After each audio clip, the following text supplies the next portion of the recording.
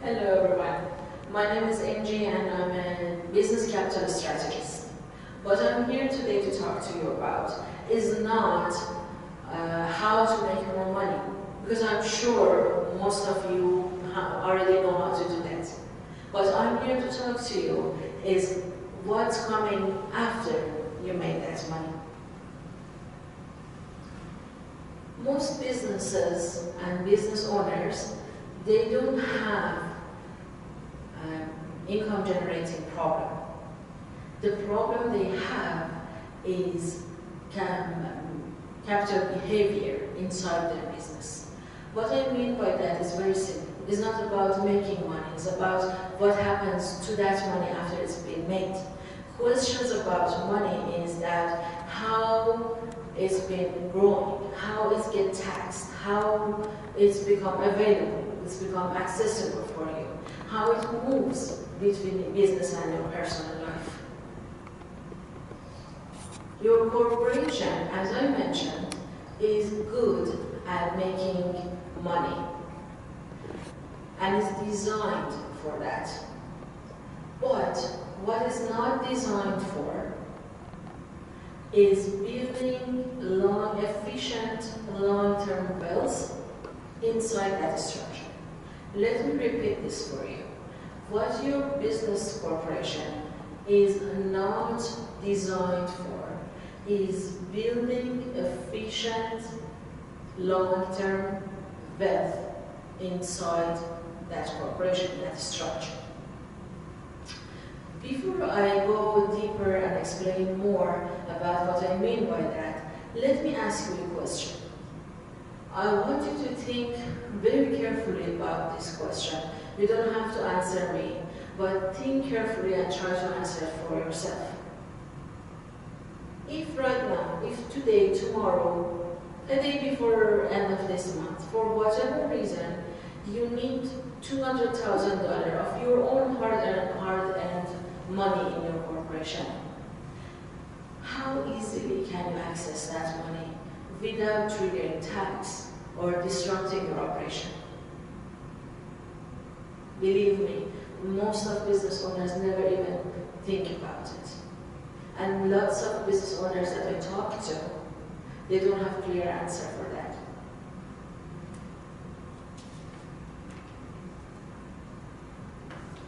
Let me share with you a common assumption or belief amongst us business owners, entrepreneurs, professional corporations. We all think that if I'm retaining earnings in my business, I'm building wealth.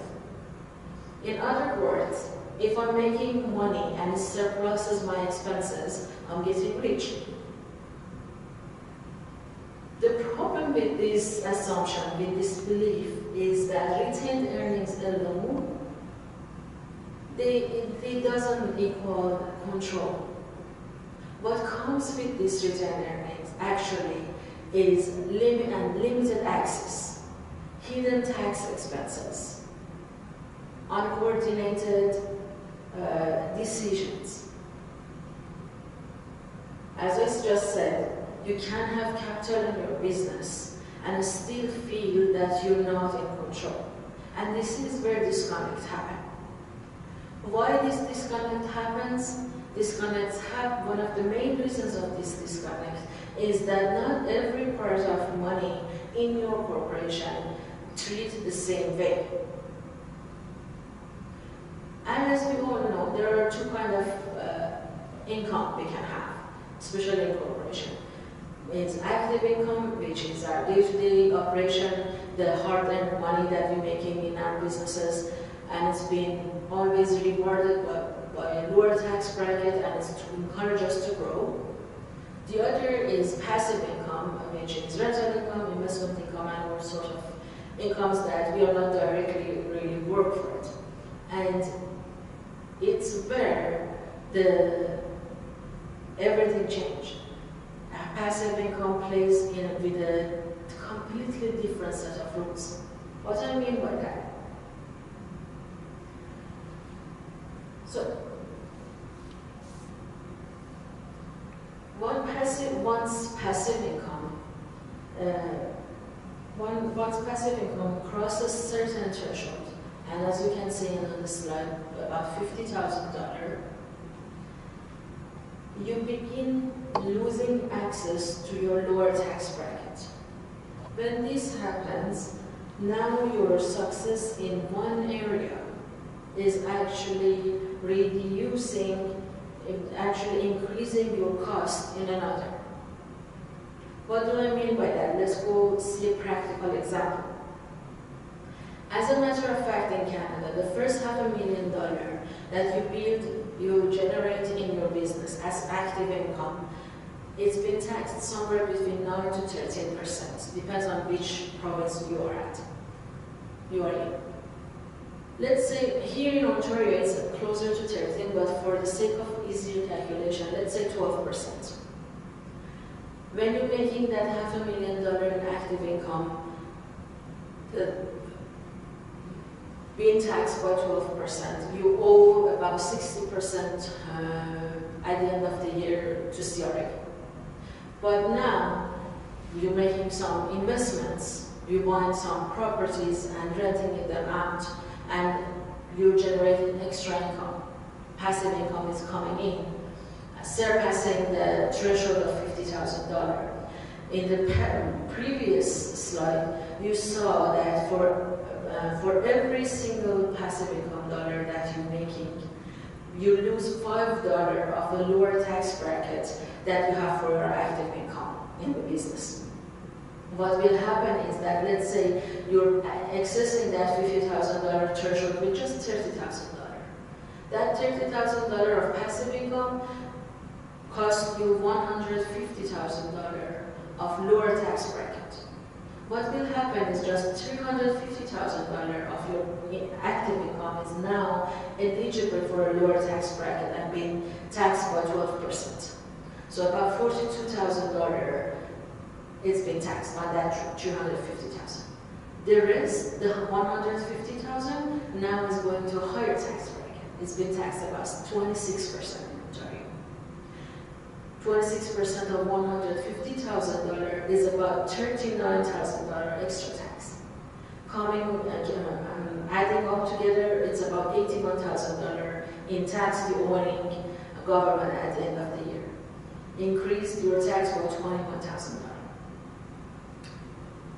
And this is where most business owners get caught off guard. Passive income doesn't just sit beside your active income in your business. It's interfere with it. And here is where it leads to a very frustrating realization for most of business owners.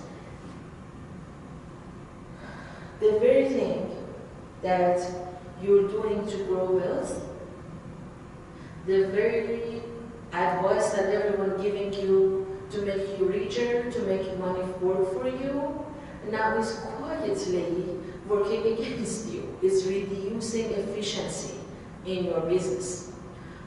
But it doesn't mean that investment is not good, we should not invest, we should just leave the money. It means that if this happens without a plan, without a strategy, without a structure, it can be that quiet destroyer instead of the promoter for us.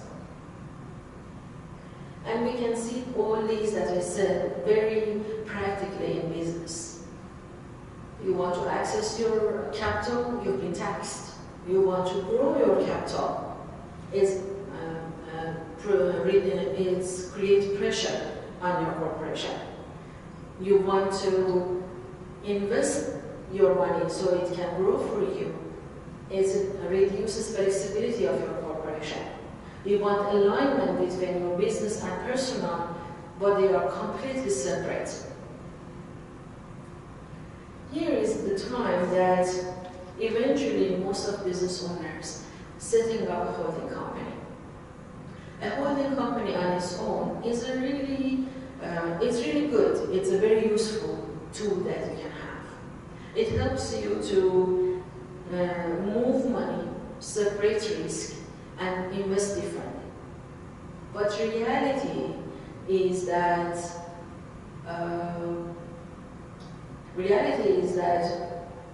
holding company is not a structure. Holding company is just a tool. And a tool without a structure cannot solve any problem. So, I want to bring an example here. Imagine a symphony conductor, a musician. If this person has a melody in mind, they can just go out and set up the right instruments for it, and the result is a beautiful music that we can all enjoy. But if they just put out some random instruments out there with the hope of a pleasant, beautiful music, the result most of times is just a disaster. And this is what we do in our businesses. We go doing our day-to-day business, a situation's happening, we just react to it, make a financial decision, completely reactive to that specific situation, not factoring the rest of finances and plans and everything else. Moving on, another thing happens, another decision reactively and independently made. Down the road, another opportunity coming up, another decision the same way made, and the next one, and the next one, and the next one. What happens is that business finances, business capital, business money is made decision by decision. Not with a coordinated plan, not with the intentional design in place, but completely reactive to whatever comes our way. In such a situation, most of us thinking that growth would be the solution. We think that if I make just more money, if I land a bigger client, get a bigger contract, if I hire more people, make my company bigger, all these problems goes away. But in reality, the only thing growth does is amplifying whatever is already exists. Good or bad, it just amplifies. So, what you end up with, after all these tries, after all solutions and things you try to do, is uncoordinated capital, reactive decisions, and no clear system which can guide your capital.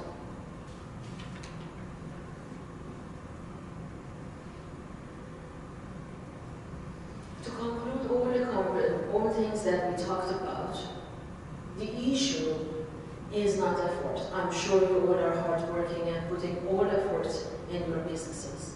The issue is not opportunities or access to opportunities either. Most of you have access to them less and more or less, but the problem actually is structure. Here is what's the difference coming in. Here is where my work starts and it's different than others. Let me explain it this way. Accountants, they take care of what they focus and take care of whatever already exists. Their job is optimizing what you already done. They're historian. They're not about future, they're about past. Advisors, they focus on optimizing your investments and managing those and make sure that you are in profitable investments. But what I do is that help you structure your capital, coming with solution to how moves that capital. Solutions how to access that capital. Another way, my focus is to help you design a system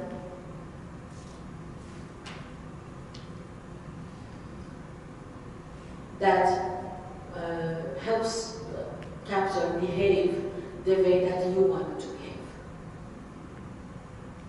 So, as it's been said, there are structures that behave differently. They don't follow the same traditional investment rules. And that's where things start to change.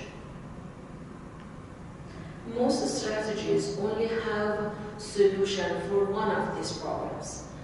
They solve the growth problem or accessibility problem or transfer efficiency problem. Very rarely there are solutions that fix all these three together. So one last time I want to just emphasize that this is not about products. It's about coordination, timing of your capital, and structure inside your business corporation finances.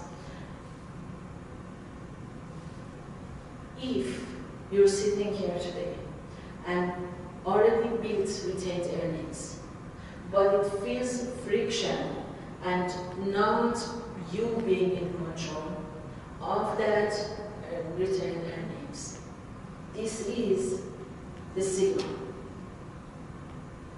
The signal that is not a tax problem. This is a structure problem. And that's the time and place where this conversation becomes valuable. If what we talked about resonates with you, I'll be more than happy to continue this conversation one-on-one. Thank you.